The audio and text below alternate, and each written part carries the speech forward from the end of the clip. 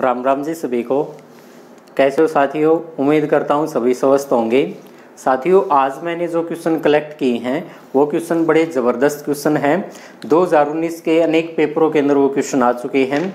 ये क्वेश्चन 12 से 13 क्वेश्चन रहेंगे, हम इन्हीं का सॉल्यूशन करने वाले हैं और लगभग विस्तार से इनके बारे में जानेंगे। और कुछ एक क्वेश्चन ऐसे हैं जो कि इन्हीं एग्जामों के अंदर पहली बार पूछे गए थे, इससे पहले वो किसी अन्य एग्जाम में देखने को नहीं मिले थे। तो आपको नए नए क्वेश्चन भी मिलेंगे और वो क्वेश्चन किताब के अंदर तो आपको कहीं मिलने वाले नहीं है। प्रीवियस ईयर की अगर कोई किताब आपके पास है, प्रीवियस ईयर के पेपर सॉल्यूशन आपके पास है तो वहां पर वो मिल जाएंगे। अब ज़्यादा समय ना लेते हुए हम पेपर को सोल्व करते हैं। साथियों, आज का जो पहला क्वेश्चन है आज की इसका, तो आज का पहला क्वेश्चन है, धनसिरी किस नदी की सहायक नदी है? धनसिरी किस नदी की सहायक नदी है? तो बताना ये है कि किस नदी की सहायक नदी है।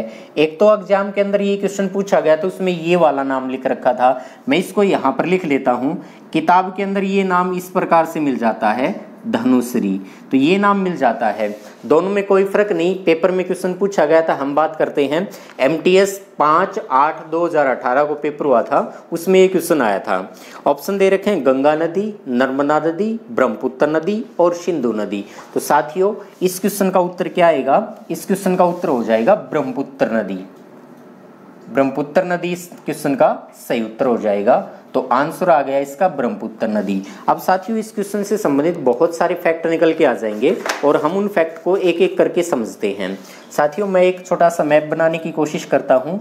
ये नेपाल देश है और ये भारतीय राज्य आ जाता है सिक्किम, और ये भूटान देश, और यहीं से शुरू हो जाता है अरुणाचल प्रदेश। और अरुणाचल प्रदेश से यहाँ नीचे उतरेंगे तो नागालैंड आ जाएगा, मणिपुर आ जाएगा, और उसके बाद मिजोरम आ जाता है। मिजोरम के बाद एक भारतीय राज्य यहाँ आ जाता है त्रिपुरा, और त्रिपुरा के बाद यहाँ से ये बांग्लादेश हमने ड्रॉ कर दिया, तो ये वाला बांग्लादेश है। बस इतना ही मैप बना के हम करेंगे।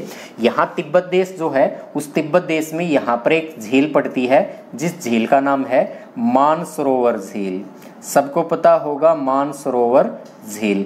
ये मानसरोवर जो झील है, इसी मानसरोवर झील के समीप एक ग्लेशियर पड़ता है और उस ग्लेशियर का नाम है चेमा यंगडुंग ग्लेशियर। चेमा यंगडुंग ग्लेशियर जो है वो इसका नाम है। और इस ग्लेशियर से एक नदी निकलती है, और जो नदी निकलती है वो तिब्बत देश में इस प्रकार से बहती है, और तिब्बत देश में उस नदी को कहा जाता है सांगपो नदी कहा जाता है। तिब्बत देश में उस नदी का नाम है सांगपो नदी। और सांगपो नदी जो है ये भारत में प्रवेश करती है, और भारत में जहाँ प्रवेश करती है ये भारतीय राज्य आ जाता है। यहाँ से भारत का राज्य जो है ये अरुणाचल प्रदेश भारत का राज्य है, अरुणाचल प्रदेश। और अरुणाचल प्रदेश के अंदर यहाँ पर जिस जगह प्रवेश करती है, यहाँ एक पर्वत है नामचा बरुआ। इस नामचा बरुआ पर्वत में ये प्रवेश करती है, और नामचा बरुआ पर्वत में जिस दर्रे से होकर ये नदी बहती है उस दर्रे का नाम है यांग यांग दर्रा। कौन सा दर्रा है? यांग यांग दर्रा। तो इस यांग यांग दर्रे से एक नदी भारत में प्रवेश करती है, और जैसे भारत में प्रवेश करती है तो इस नदी का नाम बदल जाता है। इस नदी को भारत में कहा जाता है दिहांग नदी कहा जाता है। तो ब्रह्मपुत्र नदी का भारत में क्या नाम है? दिहांग नदी। भारत में नहीं, भारत में जहाँ प्रवेश करती वहाँ इसका नाम क्या है? तो दिहांग नाम से भारत में प्रवेश करती है। फिर क्वेश्चन पूछा जा सकता है, अरुणाचल प्रदेश में ब्रह्मपुत्र नदी को किस नाम से जाना जाता है? दिहांग नदी से। तिब्बत देश में किस नाम से जाना जाता है? तो सांगपो नाम से तिब्बत देश में इसे जाना जाता है। अरुणाचल प्रदेश से आगे ये असम राज्य में प्रवेश कर जाती है, और जैसे ही असम राज्य में प्रवेश करती है असम में इसका नाम पड़ जाता है ब्रह्मपुत्र नदी। असम में इसका नाम पड़ जाता है ब्रह्मपुत्र नदी। तो असम में इसे जाना जाता है ब्रह्मपुत्र नदी से। असम में इसे ब्रह्मपुत्र नदी नाम दिया गया था। ब्रह्मपुत्र नाम से असम में प्रवेश करती है, और असम घाटियों से होती हुई धुबरी, यहाँ एक स्थान आ जाता है धुबरी। ये धुबरी असम में ही है। धुबरी के समीप ये बांग्लादेश में प्रवेश कर जाती है, और जैसे ही बांग्लादेश में प्रवेश करती है तो साथियों इस नदी का फिर से नाम बदल जाता है। बांग्लादेश में इस नदी को कहा जाता है जमुना। तो बांग्लादेश में इस नदी का नाम हो जाता है जमुना नदी नाम हो जाता है। और बांग्लादेश में आगे ये आगे बढ़ती है, और यहाँ भारत में पश्चिम बंगाल से एक नदी बहती हुई बांग्लादेश में प्रवेश कर जाती है। भारत में इस नदी को कहा जाता गंगा नदी। तो भारत में तो इसको गंगा नदी के नाम से जाना जाता है, और जैसे ही भारत से बांग्लादेश में प्रवेश करती है तो इसी नदी का नाम बदल के हो जाता है पद्मा नदी। तो ये नदी आ गई पद्मा नदी। ऊपर से नदी आ रही ब्रह्मपुत्र यानी जमुना नदी। तो जमुना और गंगा यहाँ बांग्लादेश में एक जगह पड़ती है गवालंधो। इस गवालंधो के समीप क्या है, गंगा, ये जमुना और गंगा जो यानी कि पद्मा दोनों आपस में मिल जाती है और आगे संयुक्त धारा के रूप में बहती है, और संयुक्त धारा में आगे एक नदी आकर मिल जाती है। उस नदी का नाम था मेघना नदी। तो मेघना नदी मिल जाती है और मेघना के नाम से आगे ये बहती है, और जहां पर ये बंगाल की खाड़ी में गिरती है तो बंगाल की खाड़ी में मेघना के नाम से बंगाल की खाड़ी में गिर जाती है। तो ये था ब्रह्मपुत्र नदी का उद्गम से लेकर इसका अंत जो मुहाना है वहां तक था। अब इस अरुणाचल प्रदेश में ब्रह्मपुत्र नदी में एक इसकी सहायक नदी आकर मिल जाती है और एक सहायक नदी यहाँ से आकर मिल जाती है, और उन सहायक नदियों का नाम क्या था, ये वाली सहायक नदी जो है एक नंबर पे, यहाँ मैंने नंबर 2 डाल दिया। एक पर जो नदी है इस नदी का नाम है दिहांग नदी। कौन सी नदी है, दिबांग नदी। तो दिबांग नदी कौन सी नदी है, ब्रह्मपुत्र की एक सहायक नदी है, यानी कि यहाँ दिहांग नदी में जाकर वो मिल जाती है। दूसरी जो नदी है इस नदी का नाम है लोहित नदी। कौन सी नदी होगी, लोहित नदी।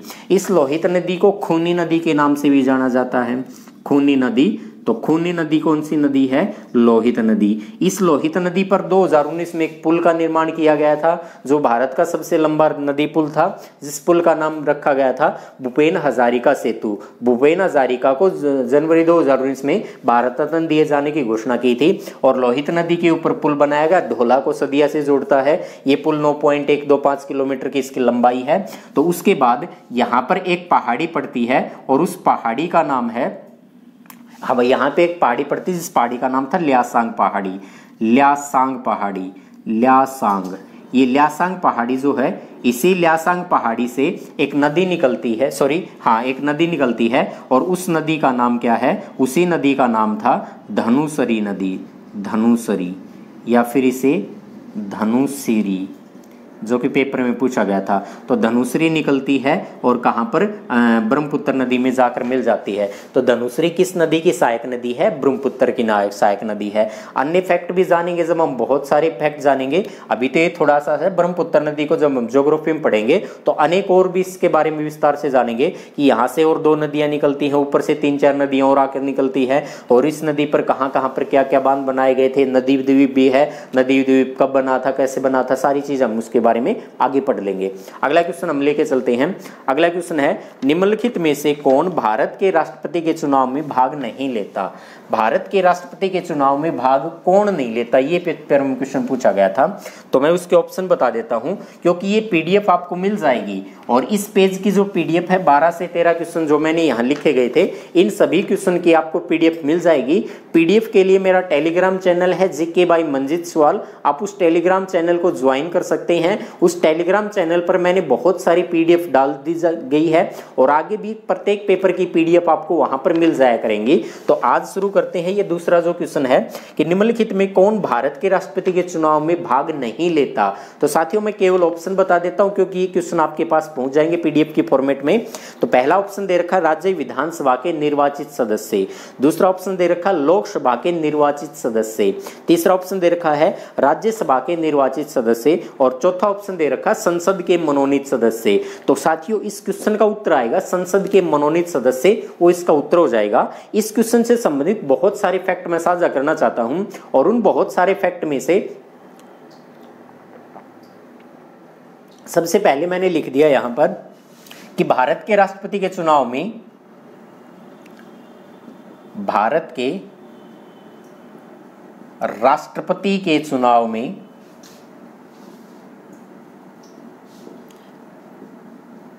भाग लेने वाले कौन कौन हैं। सबसे पहले तो साथियों एक छोटी सी बात को और जान लेंगे, अनुच्छेद 52 है। अनुच्छेद 52 क्या कहता है कि भारत का एक राष्ट्रपति होगा। इस बात का उल्लेख कहाँ पर है? अनुच्छेद 52 में। तो अनुच्छेद 52 में तो ये बता दिया कि भारत का एक राष्ट्रपति होगा। उसके बाद भारतीय संविधान का अनुच्छेद है 58। इस अनुच्छेद 58 में किस बात का उल्लेख दे दिया कि राष्ट्रपति की योग्यता यानी क्वालिफिकेशन, कौन व्यक्ति भारत का राष्ट्रपति बन सकता है, उसके लिए क्वालिफिकेशन क्या होगी, योग्यता क्या होगी, इस बात का उल्लेख दे दिया अनुच्छेद 58 के अंदर। उसी प्रकार भारतीय संविधान का एक अनुच्छेद है अनुच्छेद 54। अनुच्छेद 54, इस अनुच्छेद 54 में किस बात का उल्लेख दे रखा है? अनुच्छेद 54 में इस बात का उल्लेख दे रखा है कि राष्ट्रपति के चुनाव में कौन कौन व्यक्ति भाग लेगा। राष्ट्रपति के चुनाव में कौन कौन व्यक्ति भाग लेगा। भाग लेने वाले व्यक्तियों के समूह को कहा जाता है निर्वाचक मंडल। क्या कहा जाता है? निर्वाचक मंडल, इलेक्ट्रो कॉलेजियम कहा जाता है। यानी अनुच्छेद 54 के तहत राष्ट्रपति के चुनाव में जो जो व्यक्ति भाग लेते हैं उन्हीं के समूह को कहा जाता है निर्वाचक मंडल। अब राष्ट्रपति के निर्वाचक मंडल में शामिल कौन कौन होता है? तो नंबर 1 बात तो लिखेंगे कि राष्ट्रपति के चुनाव में संसद के निर्वाचित सदस्य जो हैं वो भाग लेते हैं।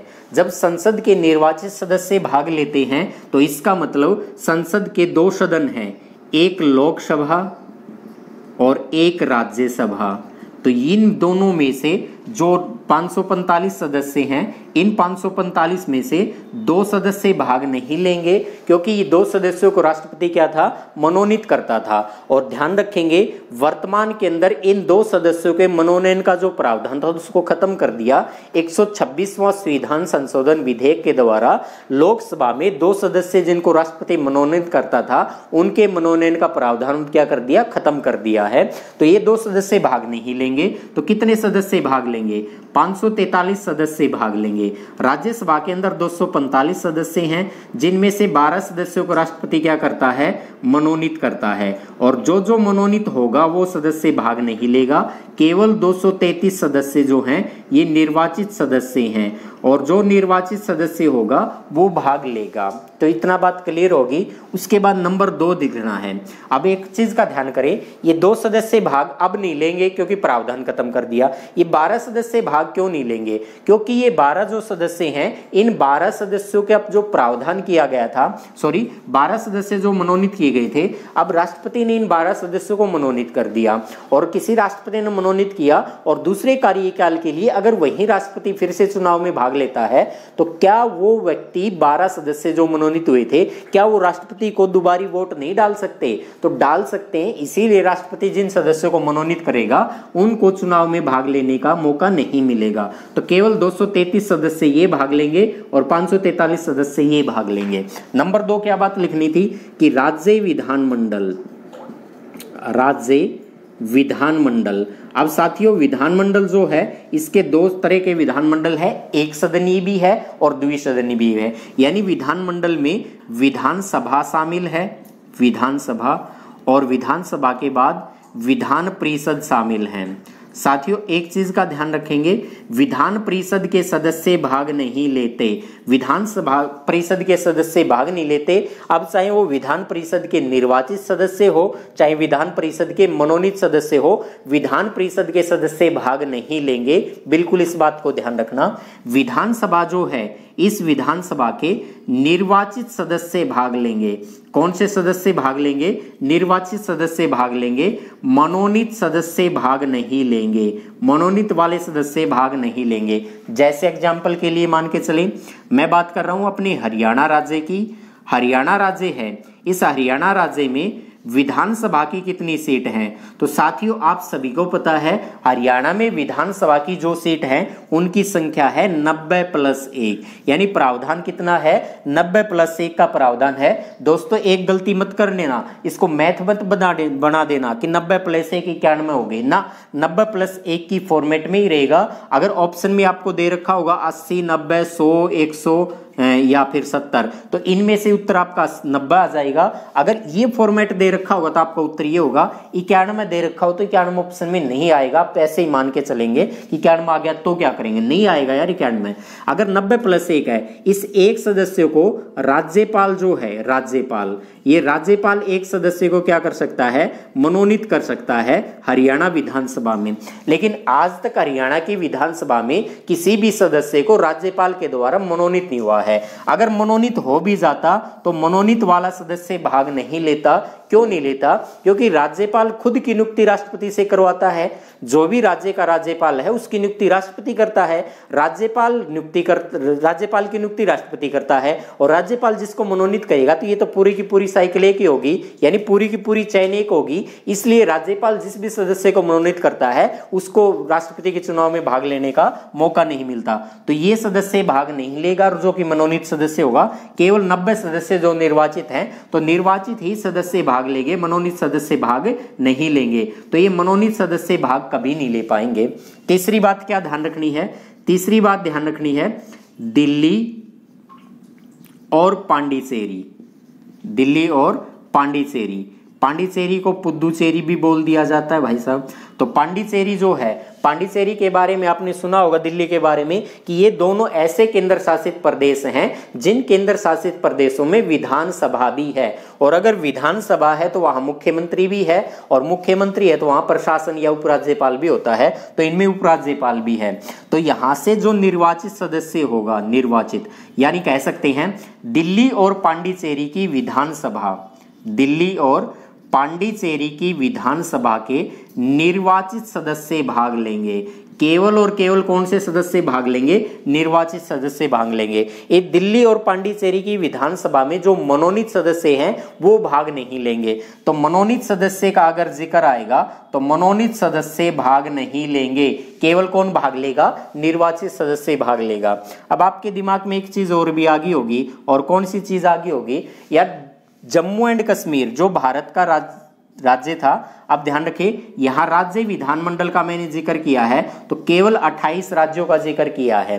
अगर जम्मू एंड कश्मीर भारत का राज्य से अब केंद्र शासित प्रदेश बन गया, 31 अक्टूबर 2019 से उसने केंद्र शासित प्रदेश के रूप में काम करना शुरू कर दिया।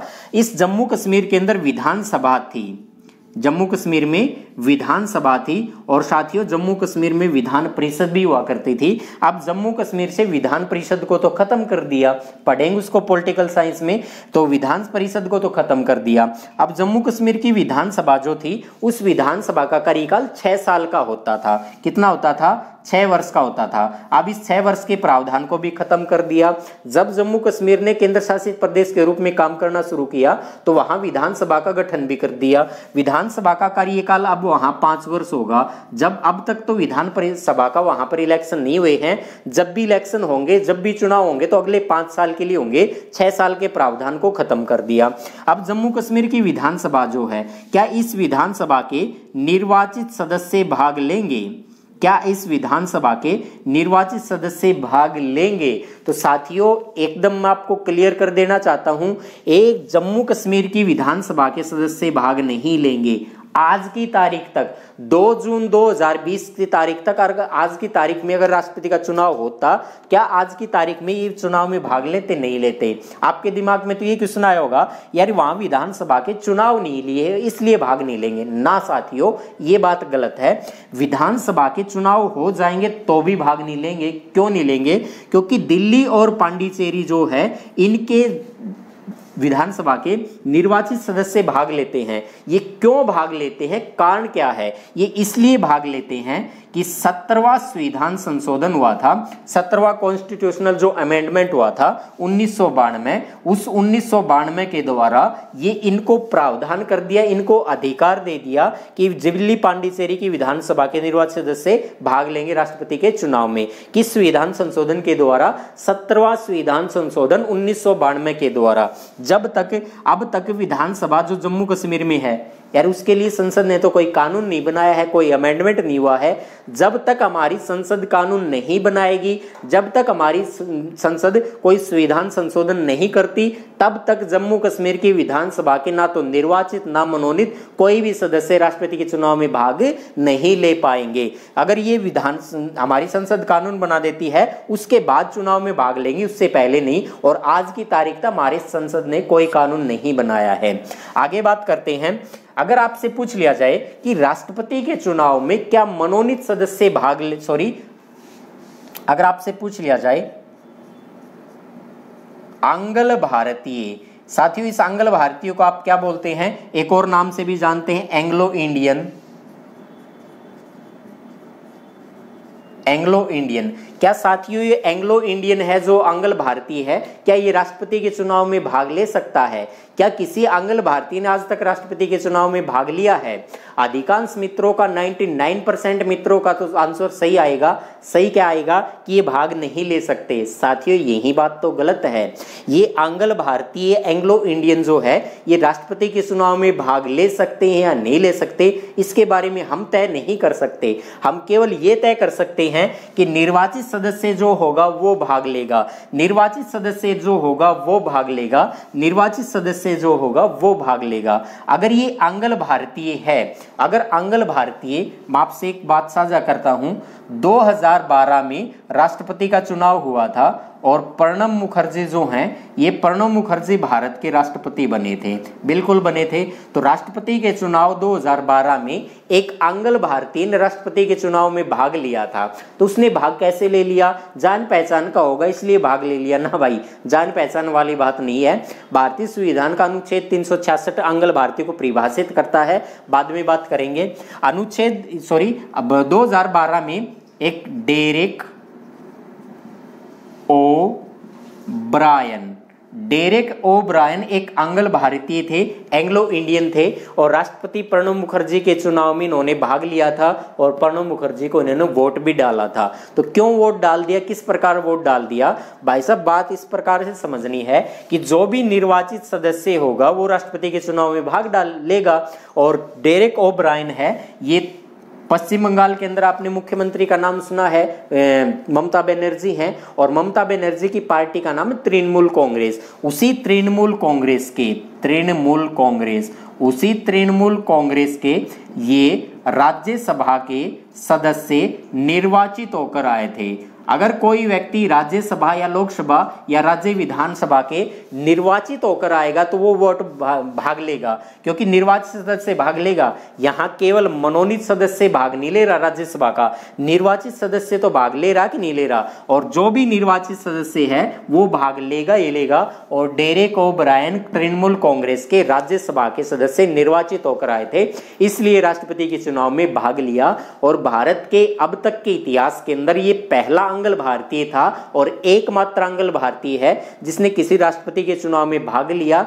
हम कह सकते हैं कि एकमात्र आंग्ल भारतीय जिसको चुनाव के द्वारा या निर्वाचित होकर आया है डेरेक ओ ब्रायन, इसने राष्ट्रपति के चुनाव में भाग लिया था। साथियों इसका स्नैपशॉट लेना चाहते तो आप ले सकते हैं, वीडियो को पॉज करके, और इसका क्या करें उतार भी सकते हैं इसको। और अपने पास कॉपी पेन हमेशा रखें जब भी आप इस वीडियो को या मेरी कोई भी वीडियो को देखें, क्योंकि मैं बहुत सारे फैक्ट आपको वो चीज़ भी बता दूंगा जो कि किताब के अंदर या आपने नहीं पढ़ी होगी। जहां तक मुझे आता तो मैं सारी बात आपको बताने की कोशिश करता हूं, और भाई मुझे ही किसी बात का ना पता चले फिर वो अलग बात होती है।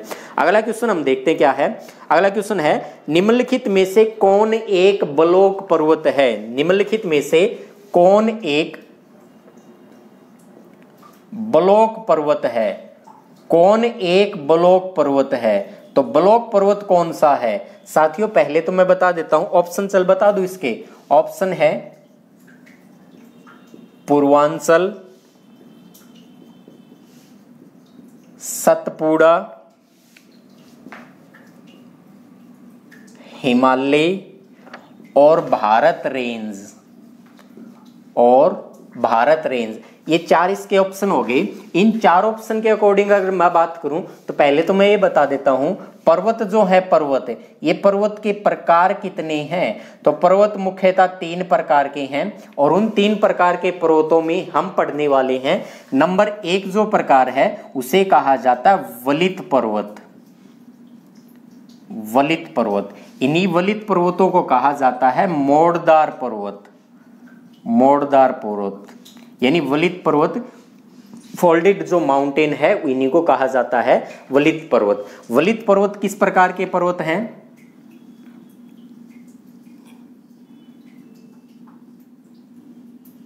ये कोई दो प्लेटें हैं, पृथ्वी के अंदर नीचे जो प्लेटें हैं वो प्लेटें हैं और दोनों प्लेटें एक दूसरे की तरफ आ रही हैं। दोनों प्लेटें एक दूसरे की तरफ आ रही हैं, तो दोनों प्लेटें इस प्रकार से एक दूसरे की तरफ आएंगी तो दोनों प्लेटें टकरा जाएंगी और टकराने के बाद अगर वो प्लेटें इस प्रकार से ऊपर उठती हैं तो उन्हीं से जिन पर्वतों का निर्माण होता है उन्हीं को कहा जाता है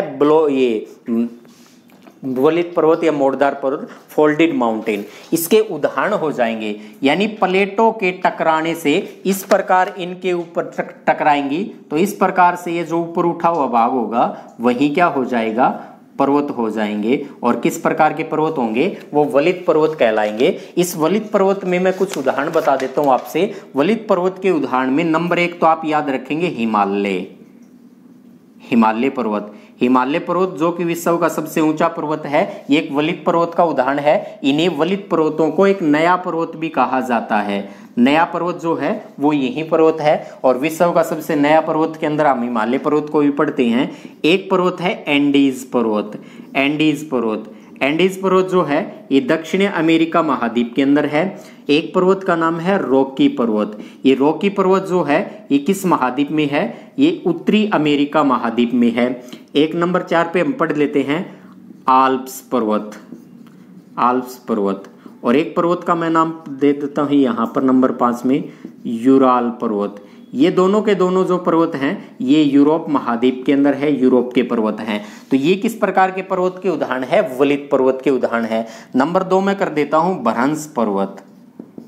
भ्रंश पर्वत, इन भ्रंश पर्वत को कहा जाता है block mountain. Block mountain Hindi में इस प्रकार से लिखेंगे, ब्लॉक पर्वत जो हैं वो होंगे। ये किस प्रकार से पर्वत हैं? जैसे कोई भी दो ये प्लेट हैं, ये प्लेट एक दूसरे से दूर होगी और धरातल का भाग धंस गया जिसमें भ्रंश पड़ गए, उन्हीं से इसका निर्माण हुआ था, तो उन्हीं को कहा जाता है। यानी प्लेटों के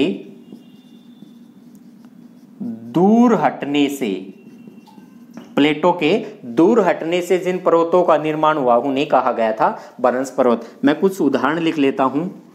विंध्याचल किस प्रकार का पर्वत का उदाहरण है? भ्रंश पर्वत। और उसके बाद लिख लेता हूं मैं सतपुड़ा, किस प्रकार के पर्वत का उदाहरण है? भ्रंश पर्वत। उसके बाद मैं लिख लेता हूं पश्चिमी घाट, किस प्रकार के पर्वत का उदाहरण है? ये भी भ्रंश पर्वत का उदाहरण है। उसके बाद मैं लिख रहा था पाकिस्तान के एक पर्वत है जिसका नाम है साल्ट रेंज। तो पाकिस्तान में एक पर्वत है साल्ट रेंज, ये भी किस प्रकार के पर्वत का उदाहरण है? साल्ट रेंज पाकिस्तान में है। तो किस प्रकार का पर्वत है? ब्लॉक पर्वत। तो साथियों उत्तर तो आपको पता चल गया होगा, पहले से पता तो ठीक है, वरना ब्लॉक पर्वत के अंदर केवल एक मैच हो रहा, कौन सा? सतपुड़ा। तो आंसर तो आ जाएगा ये। उसके बाद नंबर 3 पर्वत है और नंबर 3 पर्वत का नाम है अवशिष्ट पर्वत।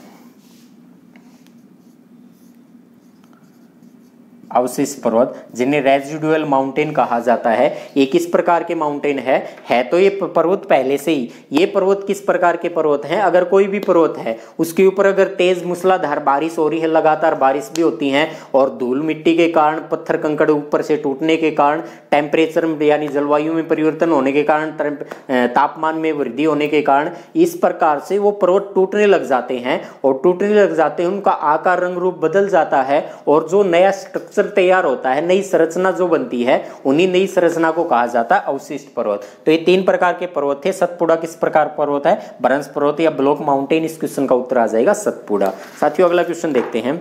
अगला क्वेश्चन दे रखा है मिंजर मेला, और साथियों ये मुझे भी नया लगा था थोड़ा सा क्वेश्चन। मिंजर मेला, मिंजर मेला निम्नलिखित में से किस राज्य का लोकप्रिय मेला है? मिंजर मेला किस राज्य का लोकप्रिय मेला है? उत्तराखंड, जम्मू कश्मीर, हिमाचल प्रदेश, पंजाब। तो साथियों इस क्वेश्चन का उत्तर आ जाएगा हिमाचल प्रदेश। हिमाचल प्रदेश क्या है? इस क्वेश्चन का उत्तर आ जाएगा हिमाचल प्रदेश। अगला क्वेश्चन है साथियों, ये भी क्वेश्चन जबरदस्त है क्योंकि इस प्रकार के क्वेश्चन हमें किताब में देखने को नहीं मिल जाते। धानु यात्रा डैश में मनाया जाने वाला एक वार्षिक खुला हवाई नाट्य प्रदर्शन है। वार्षिक खुला नाट्य प्रदर्शन है। तो साथियों ये कहां से है? यानी ऑप्शन दे रखे हैं उत्तराखंड, ओडिशा, गुजरात, असम। यानी धानु यात्रा जो खुला हवा नाट्य प्रदर्शन है, इस क्वेश्चन का उत्तर आ जाएगा ओडिशा। कौन सा उत्तर आ जाएगा? ओडिशा। पीडीएफ में मैं आपको टिक लगा के दे देता हूं कि कौन से उत्तर सही होगा। एक्सप्लेन मैं यहां से आपको करवा ही रहा हूं। तो पीडीएफ के लिए मेरा टेलीग्राम चैनल है जीके बाय मंजीत सवाल, आप उसको सर्च भी कर सकते हैं। और पीडीएफ के यहाँ से चैनल के पे यहाँ जो वीडियो अभी आएगी, इस वीडियो के डिस्क्रिप्शन में उसका लिंक भी दे रखा है, तो वहां से आप देख सकते हैं। अगला क्वेश्चन क्या दे रखा है? अगला क्वेश्चन है, इनमें से कौन सा अटलांटिक महासागर के साथ भूमध्य सागर की जल संधि है? तो अटलांटिक महासागर के साथ भूमध्य सागर। साथियों कई बार ये क्वेश्चन रिपीट हो जाते हैं और आपने रिपीट होने के बाद तो उसका उत्तर पता चल जाता है। एक दो बात और एक्स्ट्रा जान लेंगे। ये यहां से मैं बना रहा हूं केवल और केवल अफ्रीका महाद्वीप, ये अफ्रीका महाद्वीप हो जाएगा। इस अफ्रीका महाद्वीप में यहां से आपने पढ़ रखा होगा और उसके बाद यहां से ऊपर यूरोप महाद्वीप निकल के चला जाता है। चल छोड़ दो बाकी को। ये यहाँ पर जो है इसी को कहा जाता है भूमध्य सागर। कौन सा सागर है? भूमध्य सागर। और यहाँ पर जो महासागर है उस महासागर को कहा जाता है अटलांटिक महासागर। अटलांटिक महासागर। साथियों एक चीज का ध्यान रखेंगे, पेपर के अंदर गड़बड़ क्या कर रखी है और गड़बड़ क्या हो सकती थी आगे वाले एग्जाम के अंदर। अटलांटिक इंग्लिश में दे रखा और भूमध्य सागर हिंदी में दे रखा है। बस खेलने वाला खेल खेल सकता है। अटलांटिक को हिंदी में कह सकता है वो अंध महासागर। तो हमें समझ में आ जाना चाहिए अंध महासागर और अटलांटिक महासागर एक ही नाम है। ये इंग्लिश में लिखा हुआ था, ये हिंदी में लिखा हुआ था। कहीं ये हो जाए मैंने तो पांचों महासागर पढ़ लिए, अंध महासागर का नाम ही नहीं था, ये कोई नया महासागर आ गया। तो अंध महासागर अटलांटिक महासागर एक ही है। भूमध्य सागर जो है इसी भूमध्य सागर को कहा जाता है मेडिटेरियन सी। और यहाँ पर एक देश पड़ता है जिस देश का नाम है मोरक्को। अफ्रीका महाद्वीप का देश है मोरक्को। हमने चर्चा की थी कि अब मोरक्को से एक अफ्रीकी यात्री इब्न बतूता भारत आया था मोहम्मद बिन तुगलक के शासनकाल में। तो अब यहाँ पर देश पड़ता है, उस देश का नाम है स्पेन। यूरोप महाद्वीप का देश है स्पेन। और यहाँ इन दोनों को यानी भूमध्य सागर को अटलांटिक महासागर से जोड़ने वाली जल संधि कौन सी है? उस जल संधि का नाम है जिब्राल्टर। और इस क्वेश्चन का उत्तर यही आएगा, जिब्राल्टर जल संधि। जिब्राल्टर जल संधि किस किस को जोड़ती है? भूमध्य सागर को जोड़ती है अंध महासागर से, अटलांटिक महासागर से। किस किस को अलग करती है? तो अफ्रीका को अलग करती है, यूरोप से अलग करती है, या स्पेन को अलग कर रही है, मोरक्को को अलग करती है स्पेन से, या स्पेन को अलग करती है मोरक्को से। इसी जिब्राल्टर जल संधि को क्या कहा जाता है? जिब्राल्टर जल संधि को क्या कहा जाता है? भूमध्य सागर की कुंजी कहा जाता है। तो भूमध्य सागर की कुंजी किसे कहा जाता है? भूमध्य सागर की कुंजी कहा जाता है, किसको कहा जाता है? जिब्राल्टर जल संधि को कहा जाता है। तो इससे संबंधित ये फैक्ट थे। आगे करते हैं। अगला क्वेश्चन क्या था? अगला क्वेश्चन है अनुच्छेद 21 से किस संविधान संशोधन के द्वारा जोड़ा गया था? क्वेश्चन तो भाई बहुत अच्छा क्वेश्चन है। पिछले साल यानी 2019 में हरियाणा में एक पेपर हुआ था और पेपर का नाम था नायब तहसीलदार। उस नायब तहसीलदार के पेपर में एक क्वेश्चन पूछा गया था, जो क्वेश्चन का उत्तर आपको यही एक्सप्लेनेशन से मिल जाएगा। क्वेश्चन पूछा गया है ये वाला क्वेश्चन, अनुच्छेद 21A कब जोड़ा गया? सॉरी, कब नहीं था, किस संविधान संशोधन के द्वारा जोड़ा गया? कौन से कॉन्स्टिट्यूशनल अमेंडमेंट के द्वारा जोड़ा गया था, यानी 21 विधान संशोधन के द्वारा जोड़ा गया। साथियों पिछली जो वीडियो आई थी, बिल्कुल पिछली यानी कल वाली जो वीडियो थी, आपने उस वीडियो में भी एक क्वेश्चन देखा होगा कि अनुच्छेद 21 जो है ये अटल बिहारी वाजपेयी की सरकार के द्वारा 86वां विधान संशोधन 2002 के द्वारा ये हमारी संसद के अंदर रखा गया था। संसद ने पारित कर दिया और इस पारित करने के बाद इसमें प्रावधान क्या किया था, 6 से 14 वर्ष की आयु के बच्चों को क्या कर दिया, प्राथमिक अनिवार्य निःशुल्क शिक्षा का क्या कर दिया, प्रावधान कर दिया 6 से 14 वर्ष की आयु के बच्चों के लिए। ये प्रावधान जो किया था जिसे RTE राइट टू एजुकेशन कहा गया, ये 1 अप्रैल 2010 से भारत में लागू हुआ था। 1 अप्रैल 2010 से भारत के अंदर लागू हो गया था। अब यहाँ से संबंधित फैक्ट क्या बन सकते हैं और नायब तहसीलदार के पेपर में क्वेश्चन क्या आया था, आप उसको ध्यान रखेंगे। आपने सुना है प्राथमिक शिक्षा। प्राथमिक शिक्षा कौन सी शिक्षा होती है, आप सब जानते हैं, पहली से 5वीं तक जो स्कूल होते हैं उन्हें हम प्राइमरी स्कूल बोलते हैं। तो प्राथमिक शिक्षा जो है वो पहली से लेकर अगर 5वीं तक, 5th तक, पहली से 5वीं तक यानी प्राइमरी शिक्षा जो है, इसमें शिक्षक और विद्यार्थियों का अनुपात कितना होगा, शिक्षक और विद्यार्थी का अनुपात कितना होगा, तो 1 शिक्षक होगा और 30 विद्यार्थी पहली से 5th। उसके बाद अगर पूछे 6 से 8th क्लास, 6 से 8 जिसे हम माध्यमिक स्तर बोलते हैं या हायर प्राइमरी लेवल बोलते हैं, इसमें 1 टीचर होगा और 35 विद्यार्थी। उसके बाद अगर कहे कि पहली से लेकर 8 तक और विद्यार्थियों की संख्या अगर 200 से ज़्यादा है, 200 से ज़्यादा है या 200 प्लस विद्यार्थी हैं, तो ये रेशियो आ जाएगा 1:4, 1 शिक्षक प्रत्येक 40 छात्रों पर। तो ये आप ध्यान रखना, इन फैक्ट को पेपर के अंदर पूछा जा सकता है। इन्हीं में से एक पेपर नायब तहसीलदार का जो हुआ था उनमें से एक क्वेश्चन आया हुआ था इन्हीं में से। अगला क्वेश्चन हम देखते हैं क्या है, किस भारतीय राज्य में, यहां पर लिख रहा हूं मैं, किस भारतीय राज्य में गमोचा एक सांस्कृतिक प्रतीक है। क्वेश्चन सुनना क्योंकि पेपर आपके पास ये पहुंच जाएगा। किस भारतीय राज्य में गमोचा एक सांस्कृतिक प्रतीक है, तो गमोचा एक सांस्कृतिक प्रतीक है। CHSL का पेपर हुआ था, CGL का पेपर पिछले साल हुआ था और MTS का पेपर हुआ था, उन्हीं के क्वेश्चन ये मैंने कलेक्ट किए थे और CGL 10/6/2019 के पेपर में ये क्वेश्चन आया था। ऑप्शन है गमोचा किस राज्य का एक सांस्कृतिक क्या है, प्रतीक है, केरल का, असम का, राजस्थान का, हरियाणा का। तो इस क्वेश्चन का उत्तर आ जाएगा असम। कौन सा आ जाएगा, असम इस क्वेश्चन का उत्तर आ जाएगा। अगला क्वेश्चन दे रखा है और अगले क्वेश्चन में भी मिथुन, ये मिथुन चक्रवर्ती वाला नहीं है लेकिन मिथुन नाम तो वही है। मिथुन नामक एक पशु नस्ल, मिथुन नामक एक पशु नस्ल जो है ये भारत के किस राज्य में पाई जाती है, केरल में, अरुणाचल प्रदेश में, तमिलनाडु में, महाराष्ट्र में। तो साथियों इस क्वेश्चन का उत्तर आ जाएगा अरुणाचल प्रदेश, अरुणाचल प्रदेश। तो ये अरुणाचल प्रदेश में पाई जाने वाली एक पशु की नस्ल है। और अगला क्वेश्चन देखते हैं हम क्या है। अगला क्वेश्चन है 1 जनवरी या सीधा सीधा दे दिया, जनवरी 2019 तक भारत में कितने हाई कोर्ट थे। तो जनवरी 2019 तक भारत में कितने हाई कोर्ट थे, तो जनवरी 2019 तक भारत में हाई कोर्ट थे, उनकी संख्या थी 25। इस जनवरी से पहले अगर बात की जाए दिसंबर 2018 तक भारत में कितने हाई कोर्ट थे, तो उत्तर आ जाएगा 24, क्योंकि तेलंगाना और आंध्र प्रदेश दोनों का एक ही हाई कोर्ट था और तेलंगाना और आंध्र प्रदेश का 1 जनवरी 2019 से अलग अलग हाई कोर्ट हो गए। तो ये हो गए। हमने चर्चा की थी 1861 में इंडियन हाई कोर्ट एक्ट, ध्यान रखना, Indian high court act, Indian high court act 1861 के तहत भारत में 3 हाई कोर्ट स्थापित करने का प्रावधान किया गया और वर्ष 1862 में भारत में 3 हाई कोर्ट बना दिए। और कहाँ कहाँ बने थे 3 high court, Calcutta high court, Madras high court, Bombay high court. तो 3 हाई कोर्ट कब बने थे भारत में, 1862। यही पेपर के अंदर क्वेश्चन पूछा जाता है कि भारत में पहली बार हाई कोर्ट की स्थापना कब हुई थी, 1862 में हुई थी। अगला क्वेश्चन है छत्तीसगढ़ में, एक बार इसका स्नैपशॉट लेना चाहते हो तो ले सकते हैं।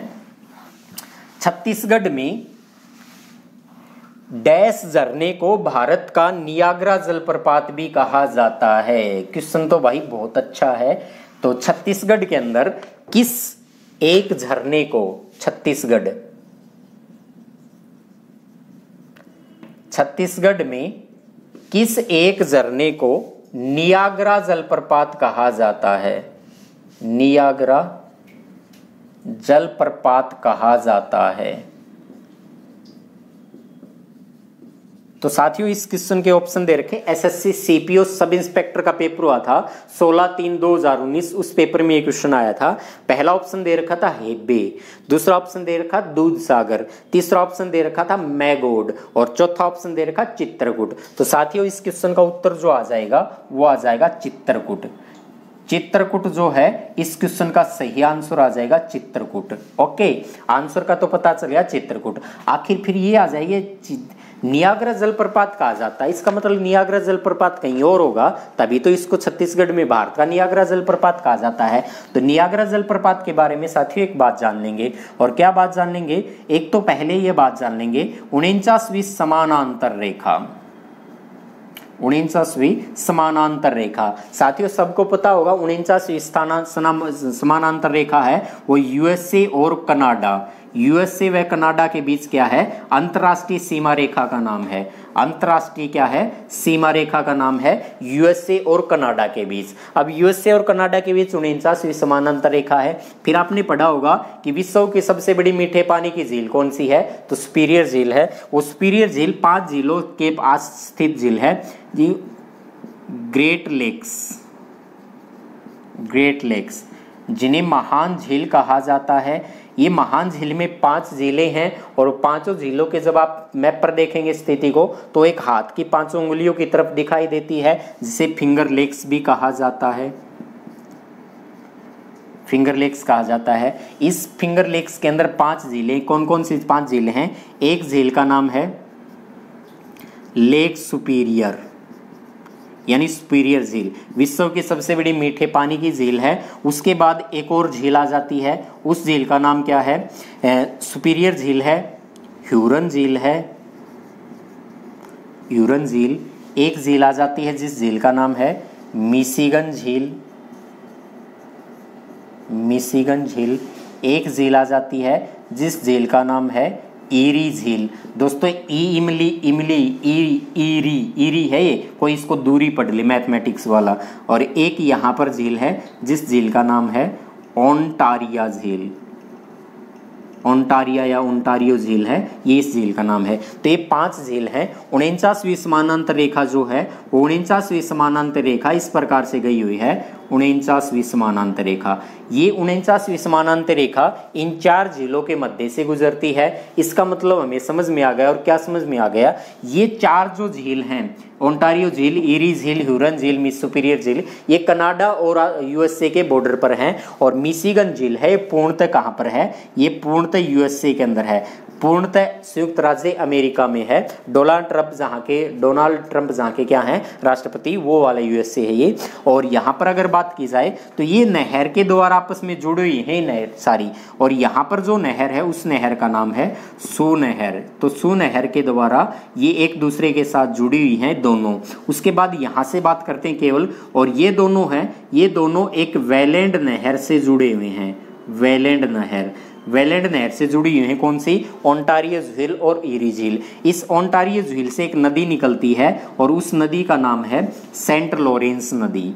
सेंट लॉरेंस नदी, ये सेंट लॉरेंस नदी जो है सेंट लॉरेंस की खाड़ी में जाकर गिर जाती है। जहां से सेंट लॉरेंस नदी निकलती है, उसी नदी जहां से निकलती है वहीं से एक नहर निकाली गई है जिस नहर का नाम था वेलैंड नहर। अब चाहे ये कहें क्वेश्चन में कि वेलैंड नहर पर नियाग्रा जलप्रपात है, चाहे ये कहें सेंट लॉरेंस पर जलप्रपात है, चाहे ये कहें दोनों झीलों के मध्य नियाग्रा जलप्रपात है, तो नियाग्रा जलप्रपात जो है वो कहाँ पर है? नियाग्रा वाटरफॉल जो है, नियाग्रा जलप्रपात जो है ये कहाँ पर स्थित है?